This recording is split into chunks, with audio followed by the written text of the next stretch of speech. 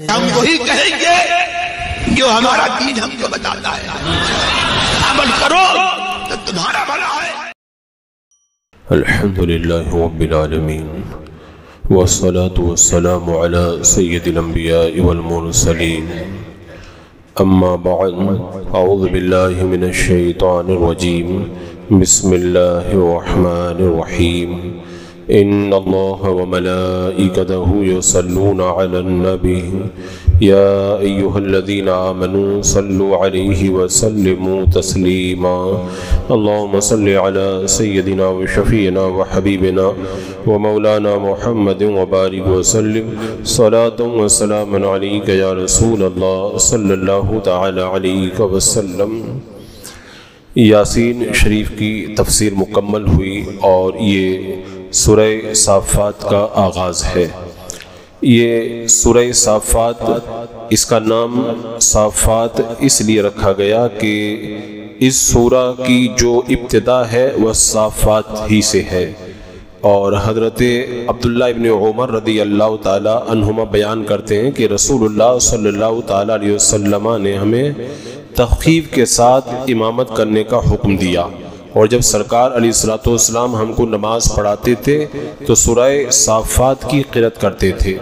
یہاں پہ ایک بات سمجھنے والی ہے کہ اللہ کے رسول علیہ السلام نے تخفیف یعنی بہت لمبی قرأت امام کو کرنے سے منع فرمایا، لیکن اللہ کے رسول علیہ السلام نے جب نماز پڑھائی تو سورہ صافات کی تلاوت فرمائی، اور سورہ صافات تو بہت لمبی سورہ ہے، تو آخر اس کی وجہ کیا ہے کہ میرا آقا علیہ السلام کم قرأت کرنے کا حکم دیتے ہیں، لیکن خود اللہ کے رسول علیہ السلام نے زیادہ قرأت فرمائی۔ تو اس کا جواب یہ ہے کہ کہاں نمازوں میں ہمارا قرآن پڑھنا اور کہاں رسول اللہ صلی اللہ تعالی علیہ وسلم کا قرآن پڑھنا۔ جب ہم نماز میں زیادہ قرأت کرتے ہیں تو لوگ اکتا جاتے ہیں، مقتدیوں میں کوئی بیمار ہوتا ہے، کوئی بوڑھا ہوتا ہے، کوئی کمزور ہوتا ہے، کسی کو کہیں جانا رہتا ہے، اور لوگ انتظار کرتے ہیں کہ نماز جلدی ختم ہو جائے تو پھر ہم اپنے کام کاج میں لگ جائیں۔ لیکن جب اللہ کے رسول صلی اللہ تعالی علیہ وسلم نماز میں قرآن مقدس پڑھتے تھے تو پھر سننے والوں کو ایسا کیف اور سرور ملتا تھا، ایسا وجد طاری ہوتا تھا، مجھے لگتا ہے ان کی تمنا ہوتی ہوگی کہ کاش ساری عمر میرے آقا علیہ السلام ایسے ہی قرآن پڑھتے رہیں اور ہم لوگ سنتے رہیں، اور اسی طرح ہماری جو ہے وہ یہ عبادت جاری رہے۔ اور پھر نماز میں جب بیمار، کمزور اور کسی کام پر جانے والے لوگ ہوں اور میرے آقا صلی اللہ علیہ وسلم سے قرآن سنے تو بیمار آدمی اپنی بیماری بھول جاتا، کمزور آدمی اپنی کمزوری بھول جاتا، کام پہ جانے والا کام ہی بھول جاتا کہ اب جانا اتنا ضروری نہیں ہے جتنا یہاں پہ لطف آتا ہے۔ بلکہ یہ کہنا چاہیے کہ جب بیمار آپ کے پیچھے نماز پڑھتے ہوں گے تو بیماری ہی چلی جاتی ہوگی، اور کمزور جب آپ کی اقتدا میں کھڑے ہوتے ہوں گے تو پھر ان کو ایسا لگتا ہوگا کہ پھر ہماری تو کوئی کمزوری نہیں ہے، اور کام پہ جانے والوں کو لگتا ہوگا کہ اب کام پہ جانے کا کیا، کام تو یہیں پہ بن گیا ہمارا۔ تو اللہ کے رسول علیہ السلام کی نماز میں لمبی قرأت اور ہماری قرأت کو ایک جیسا نہ سمجھا جائے، ہمیں تخفیف کے ساتھ میں نماز پڑھانے کا حکم دیا گیا۔ حضرت عبداللہ ابن عباس رضی اللہ تعالیٰ عنہ کہتے ہیں رسول اللہ صلی اللہ تعالیٰ علیہ وسلم نے فرمایا، جس شخص نے جمعہ کے دن سورہ یاسین اور سورہ صافات کو پڑھا پھر اللہ تبارک و تعالیٰ سے کوئی سوال کیا تو اللہ تبارک و تعالیٰ اس کے سوال کو پورا کر دے گا۔ تو یہ وہ مقدس سورہ ہے جس کی تفسیر کا یہاں پر آغاز ہے۔ تو رب تبارک و تعالیٰ نے ارشاد فرمایا، وَالصَّافَّاتِ صَفًّا فَالزَّاجِرَاتِ جَزْرًا فَالتَّالِيَاتِ ذِكْرًا، قسم ان کی کہ باقاعدہ صف باندھیں، پھر ان کی کہ جھڑک کر چلائیں، پھر ان جماعتوں کی کہ قرآن پڑھیں۔ اس میں تین قسمیں ہیں، ایک تو صف باندھنے والوں کی قسم، پھر جھڑک کر چلانے والوں کی قسم، اور پھر قرآن پڑھنے والی جماعتوں کی قسم۔ یہاں پہ اللہ تبارک و تعالیٰ نے 3 قسمیں یاد فرمائی۔ یہاں پہ میں یہ بھی واضح کر دوں کہ قرآن مقدس میں جب کسی قسم کا ذکر کیا جاتا ہے تو آپ سمجھ جائیں کہ آنے والی بات بڑی اہم بات ہے، اور یہ بھی آپ کو معلوم ہوگا کہ جب جس سے آپ بات کر رہے ہیں سامنے والا اگر انکار نہیں کر رہا ہے تو آپ کو قسم کھانے کی ضرورت نہیں ہے، ڈائریکٹ آپ اپنی بات رکھیں، وہ آپ کی بات کو قبول کرے گا۔ قسم اس وقت کھائی جاتی ہے جب سامنے والا انکار کرتا ہے، اور آگے اللہ کی توحید کو بیان کیا جا رہا ہے۔ اور مسلمانوں کے لیے تو کسی قسم کی ضرورت نہیں تھی، لیکن کافر یہ ڈٹ کر کے اللہ کے ایک ہونے کا انکار کرتے تھے، اس لیے اس مضمون کو ایک نہیں، دو نہیں، تین قسموں سے ذکر کیا گیا۔ قسم ہے کن کی؟ باقاعدہ سب باندھیں، جھڑک کر چلائیں اور قرآن کی تلاوت کریں، ان کی قسم، اور پھر بعد میں اللہ نے اپنی توحید کو بیان فرمایا۔ اور قسمیں جب زیادہ ہوتی ہیں تو اس کا مطلب بات بہت بڑی اہم ہے۔ اب یہاں پر ایک سوال یہ ہے کہ یہ جو تین قسمیں ہیں ان سے مراد کیا ہے؟ تو یہاں پر علماء نے اس کی مختلف تفسیریں فرمائی ہیں۔ ایک تفسیر کے مطابق صف باندھنے والوں سے مراد ہیں فرشتوں کی صفیں، اور جھڑک کر چلانے والے پھر فرشتے، یعنی بادلوں کو جھڑک کر کے وہ چلاتے ہیں، اللہ تعالیٰ جہاں حکم دیتا ہے وہاں پر لے کر کے جاتے ہیں۔ اور یا پھر صف باندھنے والوں سے مراد ہیں مسلمان اور علماء کی صفیں مراد ہیں، اور جھڑک کر چلانے سے مراد ہے علماء کرام جو خلاف شرع کام دیکھتے ہیں تو لوگوں کو ڈانٹ کر کے انہیں اللہ کے حکم کی طرف لے کر کے آتے ہیں، اور قرآن کی تلاوت کرنے والے۔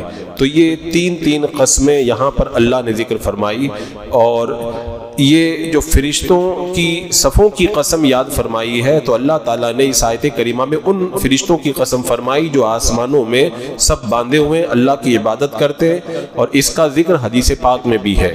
یہ جو ہم لوگ نماز میں صف بناتے ہیں نا، یہ ہماری صف ہم ہی نہیں بناتے، فرشتے بھی ایسے ہی صف بناتے ہیں۔ حضرت جابر بن سمورہ رضی اللہ تعالیٰ عنہ بیان کرتے ہیں رسول اللہ صلی اللہ تعالیٰ علیہ وسلم ہمارے پاس تشریف لائے اور آپ نے فرمایا تم اس طرح صف کیوں نہیں باندھتے جس طرح فرشتے اپنے رب کے سامنے صف باندھتے ہیں؟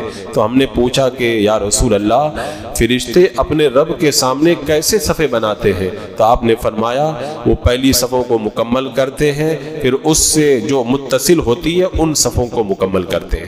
تو آج جو صفوں کو مکمل کرنے کے لیے کہا جاتا ہے یہ فرشتوں کا طریقہ ہے، اسی لیے حضرت عمر فاروق رضی اللہ تعالیٰ عنہ کا یہ طریقہ تھا، جب نماز شروع کرتے تھے تو مقتدیوں سے کہتے تھے سیدھے ہو جاؤ، اے فلاں تو تھوڑا آگے آ جا، اے فلاں تو تھوڑا پیچھے ہٹ جا، اللہ تبارک و تعالیٰ تمہیں فرشتوں کی طرح سب باندھنے کو دیکھنا پسند فرماتا ہے۔ تو یہ ہمارے اسلاف اس طرح صف بندی کا اہتمام کرتے تھے۔ آج ہماری صفوں میں دیکھیں کتنا ٹیڑھا پن آ گیا ہے، اور جتنا ہماری صفوں میں ٹیڑھا پن آیا ہے اتنا ہی ہمارے دلوں کے اندر بھی کجی اور ٹیڑھا پن پیدا ہو گیا۔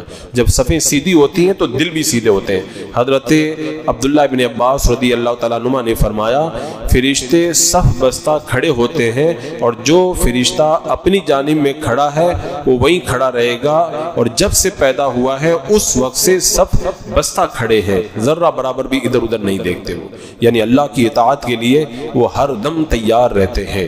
تو حضرت حذیفہ بیان کرتے ہیں رسول اللہ صلی اللہ علیہ وسلم نے فرمایا ہمیں 3 طریقوں سے ہمیں فضیلت دی اللہ تعالیٰ نے۔ کون کون سی؟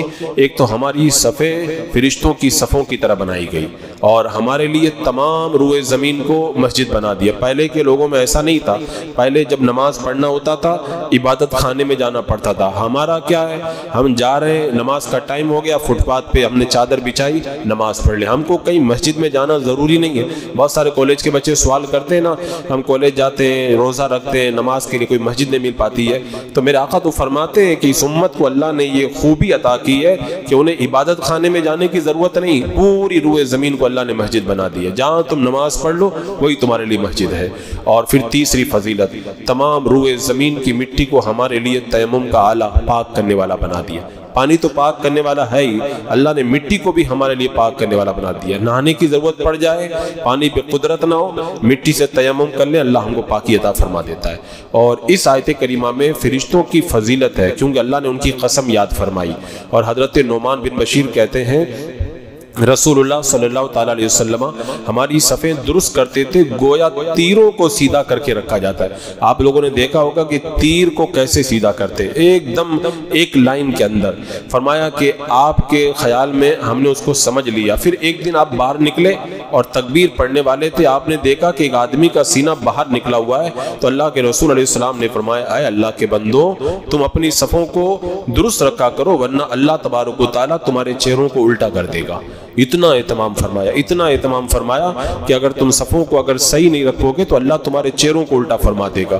اور حضرت انس رضی اللہ تعالیٰ عنہ بیان کرتے ہیں کہ نماز کی اقامت کی گئی، رسول اللہ صلی اللہ تعالیٰ علیہ وسلم سامنے سے تشریف لائے، فرمایا تم اپنی صفیں قائم کرو، مل کر کھڑے ہو جاؤ، بے شک میں تم کو اپنی پشت کے پیچھے سے بھی دیکھتا ہوں۔ حضرت ابو ہریرہ کہتے ہیں نماز میں صف کو قائم کرو، کیونکہ صف کو قائم کرنا نماز کے حسن میں سے ہے۔ آج جب صفوں میں ٹیڑھا پن پیدا ہوتا ہے تو پھر نمازوں کا خشوع و خضوع ختم ہوتے ہوئے نظر آتا ہے۔ تو اس آیت کریمہ میں یہ صف بندی کرنے والے فرشتوں کی قسم یاد فرمائی گئی، اور اس کے بعد میں جھڑکنے والے فرشتوں کی۔ یہ جھڑکنے والے فرشتے کون ہیں؟ حضرت مسعود، مسروق، قتادہ، اکرمہ، سعید بن جبیر رضی اللہ تعالیٰ عنہ فرماتے ہیں یہ جھڑکنے والے فرشتے وہ ہیں جو بادلوں کو جھڑک کر کے ایک جگہ سے دوسری جگہ لے کے جاتے ہیں اور بندوں کو گناہوں سے جھڑک کر کے روکتے ہیں۔ اور امام راضی کہتے ہیں فرشتوں کی انسانوں کے دلوں میں تاثیر ہوتی ہے، ان کے دل میں وہ الہام کے ذریعے تاثیر کرتے ہیں اور گناہوں سے روکتے ہیں۔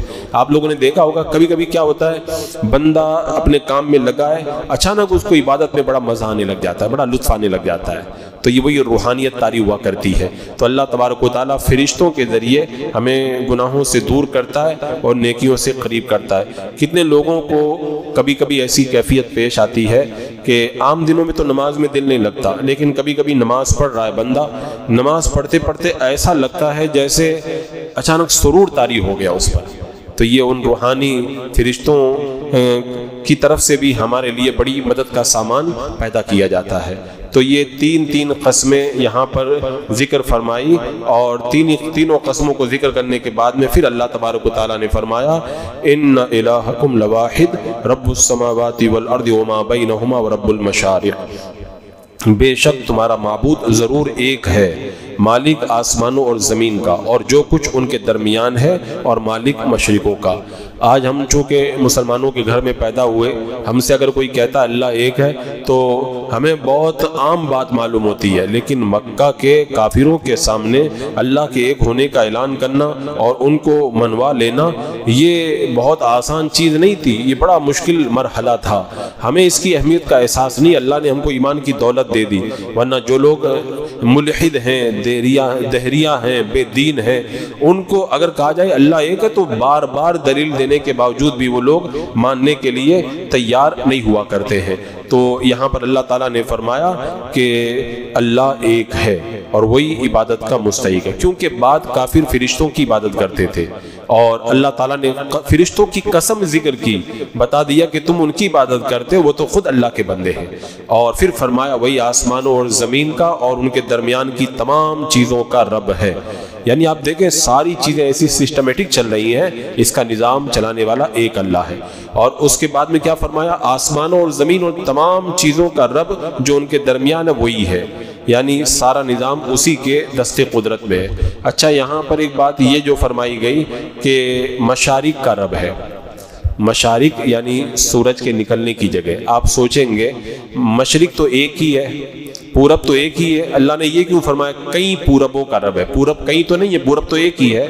تو علماء فرماتے ہیں کہ روزانہ سورج ایک جگہ سے نہیں طلوع ہوتا ہے، بلکہ ہر الگ الگ دن کے اندر وہ جگہ چھوڑ کر کے نکلتا ہے، اور اس کے نکلنے کے الگ الگ درجے ہیں۔ تو سال میں جتنے دن ہیں سورج کے طلوع اور غروب کے بھی اتنے ہی درجے ہیں۔ اسی لیے آپ دیکھتے ہیں کہ کبھی دھوپ جلدی تیز ہو جاتی ہے، کبھی دیر سے تیز ہوتی ہے، اور کبھی سایہ جلدی ڈوبنے کے وقت میں الگ طریقے سے محسوس ہوتا ہے اور کبھی الگ طریقے سے محسوس۔ تو یہ الگ الگ مشرق اور مغرب اللہ تبارک و تعالیٰ نے بنائے ہیں۔ اور یہاں پر جو فرشتوں کا ذکر کیا گیا حدیث پاک میں ہے، 3 ایسی آوازیں ہیں جنہیں اللہ تعالیٰ ملائکہ کے سامنے فخر کے ساتھ بیان فرماتا ہے، فخر فرماتا ہے۔ ایک اذان کی آواز، اور دوسرا تکبیر فی سبیل اللہ، اللہ اکبر بندہ جہاد میں جب نعرہ لگاتا ہے، اور تیسرا تلبیہ کے وقت لبیک اللہم لبیک۔ ان تین آوازیں ایسے ہیں جن کو اللہ تعالیٰ فرشتوں میں بیان فرماتا ہے، ان کو پسند فرماتا ہے۔ اور ایک جگہ یہ بھی فرمایا گیا اللہ تعالیٰ بندوں سے عذاب کو دور کرتا ہے جب تک یہ چار ذکر آسمان تک پہنچتے رہتے ہیں۔ کون کون سے؟ ایک اذان کی آواز، ایک مجاہد کی اللہ اکبر کی صدا، اور ایک تلبیہ یعنی لبیک اللہم لبیک کی صدا جو حاجی اور معتمد لگاتے ہیں، اور چوتھا بچوں کے قرآن مجید پڑھنے کی آواز۔ بچے جب قرآن پڑھتے ہیں اللہ بہت پسند فرماتا ہے، اور جس بستی کے اندر بچہ قرآن پڑھتا ہے اللہ تبارک و تعالیٰ اس بستی پر عذاب نازل نہیں کرتا۔ اسی لیے کہا گیا کہ ہمارے جو گناہ ہیں وہ گناہ بہت زیادہ ہیں، ہمارے گناہ ایسے ہیں کہ ہم لوگ تباہ و برباد کر دیے جائیں، لیکن اللہ تبارک و تعالیٰ یہ جو مدرسوں میں بچے پڑھتے ہیں نا، ان بچوں کی برکت سے ہمیں عذاب سے محفوظ و معمون فرماتا ہے۔ ورنہ آج جو گناہوں کا جو بازار گرم ہے، الامان والحفیظ، لیکن ہر علاقے میں مکتب میں بچے پڑھ رہے ہیں، ان کی جو آواز قرآن کی نکلتی ہے نا، اللہ اس کو بہت پسند کرتا ہے، اور ایسی بستی پر اللہ تبارک و تعالیٰ عذاب کو نازل نہیں فرماتا۔ یہاں پر ایک سوال کوئی کر سکتا ہے کہ قسم کی ضرورت کیوں پڑی؟ یہاں پر اللہ ایک ہے اس کو بتایا تو قسم کی ضرورت کیوں پڑی؟ مسلمان تو بغیر قسم کے مان جاتا ہے، اور کافر کے سامنے کتنی بھی قسمیں کھا لو وہ مانتا ہی نہیں ہے، تو پھر قسم کی ضرورت کیا ہے؟ تو علماء فرماتے ہیں قسم کی ضرورت اس لیے کہ جس چیز پر قسم کھائی جا رہی ہے اس کی عظمت معلوم ہو جائے، یعنی پتہ چل جائے اللہ کا ایک ہونا یہ کتنی بڑی بات ہے اور کتنی اہم چیز ہے۔ اور ساتھ ہی ساتھ عرب والوں کا ایک طریقہ تھا، وہ جب کوئی اہم بات کہتے تھے تو قسم کھایا کرتے تھے، اور قرآن کے اندر عربوں کے اسلوب کا بڑا خیال رکھا گیا ہے، اس لیے قرآن مقدس میں بھی ایسے مقامات پر اللہ تبارک و تعالیٰ نے قسم کو ذکر فرمایا۔ اچھا یہاں پہ جو فرمایا ان الہکم لواحد، یہ جو واحد ہے یہ اللہ تبارک و تعالیٰ کا وہ صفاتی نام ہے، اس کی بہت برکتیں ہیں۔ علماء فرماتے ہیں جو اسے روزانہ 1000 بار پڑھے اس کے دل سے مخلوق کے تصورات مٹ جائیں گے، اور مخلوق میں سے کسی کا خوف اس کے دل میں نہیں ہوگا، اور آخرت کی بلاؤں کو بھی اللہ تعالیٰ اس سے دور فرما دے گا۔ یہ واحد جو اللہ کا نام ہے اس کا وظیفہ اتنا اثر رکھتا ہے۔ اور میرے آقا صلی اللہ علیہ وسلم نے ایک آدمی کو سنا، وہ یہ پڑھ رہا تھا اللہم انی اسألک بسمک اللہ الواحد الاحد الفرد الصمد الذی لم یلد ولم یولد ولم یکن لہ کفوا احد، یعنی الواحد کا وظیفہ اس دعا میں تھا۔ جب یہ پڑھ رہا تھا تو اللہ کے رسول علیہ السلام نے فرمایا اس بندے نے اللہ تعالیٰ کے اسم اعظم کے وسیلے سے دعا مانگی ہے، اس لیے اللہ تعالیٰ اس کی دعا کو قبول فرمائے گا، جو مانگے گا اللہ تعالیٰ اس کو عطا فرما دے گا۔ اور حضرت سہروردی رحمۃ اللہ تعالیٰ علیہ فرماتے ہیں جس کی فکریں زیادہ ہو جائیں اور زیادہ فکر میں مبتلا رہتا ہو، اسے چاہیے کہ اس کلمے کو خوب پڑھا کرے، اللہ تعالیٰ اس کی فکریں دور فرما دے گا۔ اور جو شخص کسی حاکم، کسی بڑے آفیسر وغیرہ سے ڈرتا ہو، اس کو چاہیے کہ اس اللہ کے نام کے وظیفے کو ظہر کی نماز کے بعد میں 500 بار پڑھے، تو انشاءاللہ اس کے ڈر اور خوف سے دور ہو جائے گا، اور اللہ تعالیٰ اس کے دشمنوں کو اس کا دوست بنا دے گا۔ تو یہ بھی بڑا عظیم وظیفہ بھی ہے نام پروردگار۔ اور جو یہ فرمایا کہ رب السماوات والارض، اللہ تعالیٰ آسمانوں اور زمین کا رب ہے اور جو کچھ ان کے درمیان ہے سب کا رب ہے، اور پھر فرمایا مشرقوں کا بھی رب ہے وہ۔ ابھی جیسا کہ میں نے بتایا نا، سردی میں سورج نکلنے کی جگہ الگ ہے اور گرمی میں الگ ہے، اور سردی میں سورج ڈوبنے کی جگہ الگ ہے اور گرمی میں الگ ہے، اس لیے اللہ تعالیٰ نے ان دونوں کو ذکر فرمایا۔ اس کے بعد میں آگے ارشاد ہوا اِنَّا زَيَّنَّا السَّمَاءَ الدُّنْيَا بِزِينَةٍ الْكَوَاكِبِ وَحِفْظًا مِّن كُلِّ شَيْطَانٍ مَارِدٍ لَا يَسَّمَّعُونَ إِلَى الْمَلَإِ الْأَعْلَى وَيُقْذَفُونَ مِن كُلِّ جَانِبٍ دُحُورًا وَلَهُمْ عَذَابٌ وَاصِبٌ إِلَّا مَنْ خَطِفَ الْخَطْفَةَ فَأَتْبَعَهُ شِهَابٌ ثَاقِبٌ۔ یہاں پر پھر اللہ تبارک و تعالیٰ نے اپنی قدرت کی ایک اور نشانی کو بیان فرمایا، بے شک ہم نے نیچے کے آسمان کو تاروں کے سنگار سے آراستہ کیا، اور نگاہ رکھنے کو ہر شیطان سرکش سے عالم بالا کی طرف کان نہیں لگا سکتے، اور ان پر ہر طرف سے مار پھینک ہوتی ہے اور انہیں بھگانے کو، اور ان کے لیے ہمیشہ کا عذاب، مگر جو ایک آدھ بار اچک کر لے چلا تو روشن انگارہ اس کے پیچھے چلا۔ یہ بھی ایک بہت پہلے کا یہ طریقہ تھا کہ جب میرے آقا صلی اللہ تعالیٰ علیہ وسلم مبعوث نہیں ہوئے تھے تب شیطانوں کی شرارتیں بھی اس وقت بہت زیادہ تھی. حضرت عبداللہ ابن عباس رضی اللہ تعالیٰ عنہ نے بھی اس سلسلے میں ایک روایت کی. ہوتا کیا تھا، یہ شیطان جاتے تھے، جادوگروں کے پاس جو شیطان رہتے تھے وہ جاتے تھے، آسمانوں پر فرشتوں کی باتیں جا کر کے سنتے تھے اور سن کر کے آتے تھے اور آ کر کے اپنے جادوگروں کو بتاتے تھے اور جادوگر پھر اپنے لوگوں کو بتا کر کے خوب پیسہ کمایا کرتے تھے. تو اس آیت کریمہ میں اللہ تبارک و تعالیٰ نے ان باتوں کو بھی بیان فرمایا کہ یہ سب کام پہلے ہوتا تھا، لیکن جب اللہ کے رسول صلی اللہ تعالیٰ علیہ وسلم جلوگر ہو گئے تب اس کے بعد میں شیطانوں کا آسمانوں پر جانا بند ہو گیا اور ان کے اوپر پابندی لگا دی گئی. بعض سیرت کی کتابوں میں ہے حضرت عیسیٰ علیہ السلام کے پیدا ہونے سے پہلے ابلیس آسمانوں پہ جاتا تھا اور ان کی ولادت کے بعد میں 3 آسمانوں پر جانے سے روک دیا گیا، لیکن جب میرے آقا علیہ السلام کی پیدائش ہو گئی تو تمام آسمان کے دروازوں پر روک لگا دی گئی، اب کوئی آسمان پہ نہیں جا سکتا. پہلے یہ بہت جادوگری کرتے تھے، لوگوں کو آ کر کے بتایا کرتے تھے. حضرت عبداللہ ابن عباس کہتے ہیں رسول اللہ صلی اللہ علیہ وسلم کے اصحاب میں سے ایک انصاری نے بیان کیا کہ ایک رات کو اللہ کے رسول علیہ السلام کے پاس میں بیٹھے ہوئے تھے، ایک ستارہ ٹوٹا. یہ جیسا کہ اس آیت کریمہ میں بتایا گیا نا، اللہ نے ستاروں کو 2 کام کے لیے بنایا. ایک تو آسمان کی خوبصورتی ہوتی ہے، اس سے بڑا خوبصورت منظر ہوتا ہے وہ. اب آج کل فلیٹوں میں اور چالیوں میں لوگ رہنے والے وہ اللہ کی قدرت کا وہ نظارہ کر ہی نہیں پاتے، ورنہ دیہاتوں میں لوگ باہر نکلتے تھے، آسمان کا بھی لطف اٹھایا کرتے تھے. ہم نے اپنے بزرگوں کو سنا ہے، ایک بزرگ ہیں رات کے وقت میں اپنے مکان کی چھت پہ چڑھ گئے، آسمان دیکھ کے بے ہوش ہو گئے. ہوش آئے تو پوچھا کیا ہوا؟ بولے میں نے اللہ کی قدرت کا جب آسمان میں نظارہ کیا تو میں اپنے ہوش کھو بیٹھا. تو اب آج کل کے بچوں کا تو سارا پورا جو ہے وہ منظر وہ موبائل ہی کا منظر ہے، ان کو تو پتہ ہی نہیں کہ اللہ کی قدرت کی نشانیاں کیا کیا. تو یہ آسمان کو ایک تو اللہ نے خوبصورتی کے لیے اس میں تارے بنائے، اور دوسرا تاروں کا ایک کام اور ہے، شیطان جب سننے کے لیے جاتے ہیں فرشتوں کی باتیں تو یا تو جا ہی نہیں پاتے، اور اگر کوئی چلا گیا تو فرشتے ستاروں سے مارتے ہیں، ان کو مار کے بھگاتے ہیں. تو کبھی ہم دیکھتے ہیں نا کہ ستارہ ٹوٹا تو وہی ہوتا ہے. تو اسی کا روایت میں ذکر ہے، ایک صحابی اللہ کے رسول علیہ السلام کے پاس بیٹھے ہوئے تھے، ایک ستارہ ٹوٹا، اس کی روشنی پھیلی. اللہ کے رسول علیہ السلام نے فرمایا کہ زمانہ جاہلیت میں تم اس ستارہ ٹوٹنے کے بارے میں کیا کہتے تھے؟ تو صحابہ نے کہا کہ اللہ اس کے رسول زیادہ جانتے ہیں، ہم کہتے تھے کہ آج رات کوئی بڑا آدمی پیدا ہوا ہے یا آج رات میں کوئی بڑا آدمی مر گیا ہے. تو اللہ کے رسول علیہ السلام نے فرمایا ستارہ اس وجہ سے نہیں ٹوٹتا ہے کہ کوئی مرا ہے یا پیدا ہوا ہے، لیکن ہمارا رب جب کسی امر کا فیصلہ کرتا ہے تو عرش کو اٹھانے والے فرشتے سبحان اللہ کہتے ہیں، پھر جو ان کے قریب آسمان کے فرشتے ہیں وہ سبحان اللہ کہتے ہیں، یہاں تک کہ ان کی تسبیح آسمان دنیا کے فرشتوں تک پہنچ جاتی ہے. پھر عرش کو اٹھانے والوں کے قریب جو فرشتے ہیں وہ کہتے ہیں، پھر وہ کہتے ہیں کہ اللہ نے کیا حکم دیا. یعنی پہلے تو سبحان اللہ کہتے ہیں، اللہ کے کلام کو سن کر کے بہت جو ہے وہ مسرور ہو جاتے ہیں، پھر بعد میں پوچھتے ہیں اللہ نے کیا فرمایا، پھر وہ خبر دیتے ہیں اللہ نے یہ فرمایا. پھر آسمان کے بعد فرشتے دوسرے فرشتوں کو بتاتے ہیں، یہاں تک کہ یہ خبر آسمان دنیا تک پہنچ جاتی ہے. آسمان دنیا کا مطلب جو ہم سے قریب آسمان ہے یہ آسمان. پھر جب جن جو ہوتا ہے ان سنی ہوئی باتوں کو لے کر کے بھاگتا ہے کہ یہ خبر آئی ہے، جلدی جاتا ہوں اپنے آدمیوں کو جا کے بتاتا ہوں. تو اس وقت میں اس کو جو ہے وہ مارا جاتا ہے اور اس وقت میں اس کے پیچھے جو ہے وہ ستارہ پھینکا جاتا ہے اور اس کے اوپر مار پڑتی ہے، جس کا اللہ تبارک و تعالیٰ نے اس آیت کریمہ کے اندر ذکر فرمایا. اچھا ایک سوال کوئی کر سکتا ہے کہ جنات اور شیطان جو آگ سے بنائے گئے تو آگ کا گولا جب ان کو مارا جاتا ہے تو ان کو کیا فرق پڑے گا، وہ تو خود ہی آگ سے بنے.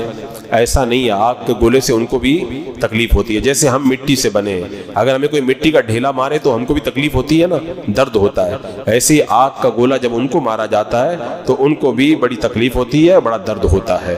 تو اللہ تبارک و تعالیٰ نے ارشاد فرمایا کہ یہ فرشتوں کو اللہ تبارک و تعالیٰ نے ڈیوٹی لگا دی ہے کہ جب پہلے وہ آیا کرتے تھے سننے کے لیے اچھل کے لے جاتے تھے، اب اگر شیطان جاتے ہیں تو ان کو مارا جاتا ہے اور ان کے اوپر مار پڑتی ہے. یہاں پر ایک روایت اور بھی ہے، جب تک اللہ کے رسول علیہ السلام پیدا نہیں ہوئے تھے تو شیاطین پر تارے نہیں مارے جاتے تھے، یہاں تک کہ جب میرے آقا علیہ السلام پیدا ہو گئے تو اب ان کو تاروں سے مارا جاتا ہے. تو لوگوں نے جب دیکھا کہ تارا ٹوٹ گیا تو اپنے بندے ہوئے جانور کھول دیے، غلاموں کو آزاد کر دیا، وہ سمجھنے لگے کہ قیامت آ گئی ہے۔ تو پھر یہ لوگ اپنے کاہن کے پاس گئے، نابینا ہو گیا تھا، تو انہوں نے کہا کہ آج رات میں ستارہ ٹوٹا ہے۔ تو اس نے کہا کہ غور کرو، جو ستارے ٹوٹ کر گرے ہیں وہ روزانہ والے وہی سیارے ہیں یا کوئی الگ کوئی نئی چیز ہے؟ تو لوگوں نے غور کر کے بتایا کہ ٹوٹنے والے ستارے معروف ستارے نہیں ہیں، معروف سے وہی نہیں ہے جو مشہور ہے۔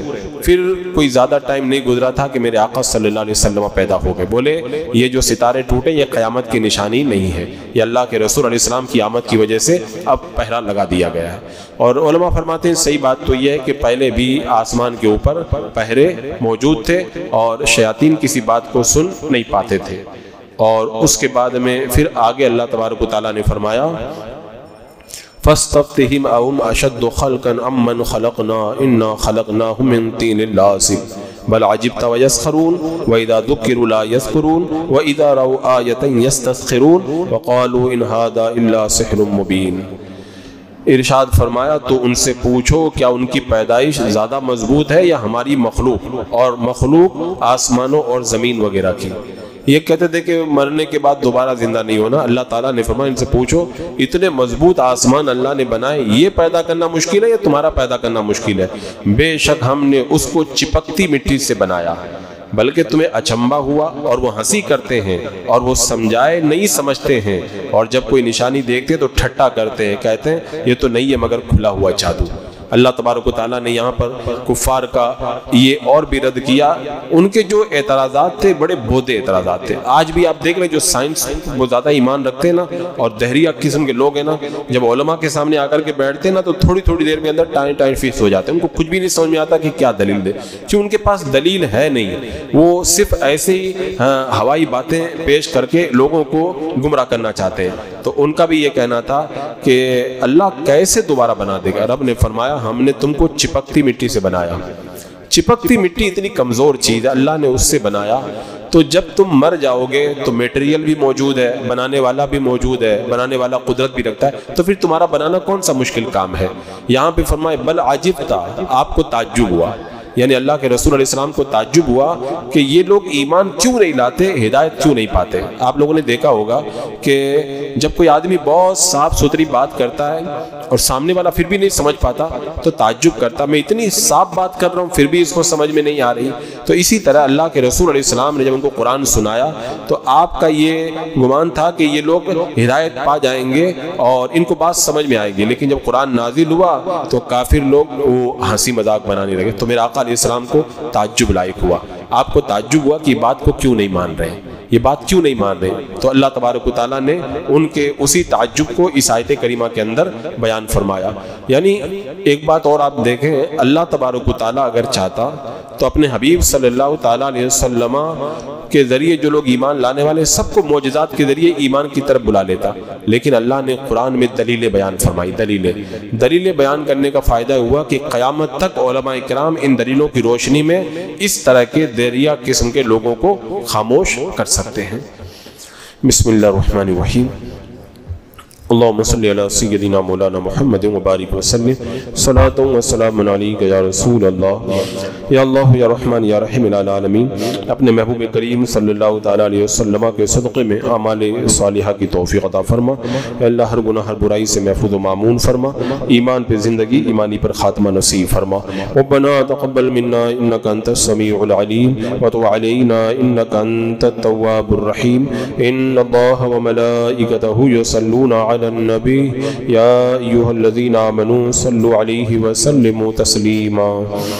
اللہم صلی علی سیدنا و شفیعنا و حبیبنا مولانا محمد وبارک وسلم، صلاۃ و سلام علیک یا رسول اللہ۔ سبحان ربک رب العزۃ عما یصفون وسلام علی المرسلین والحمد للہ۔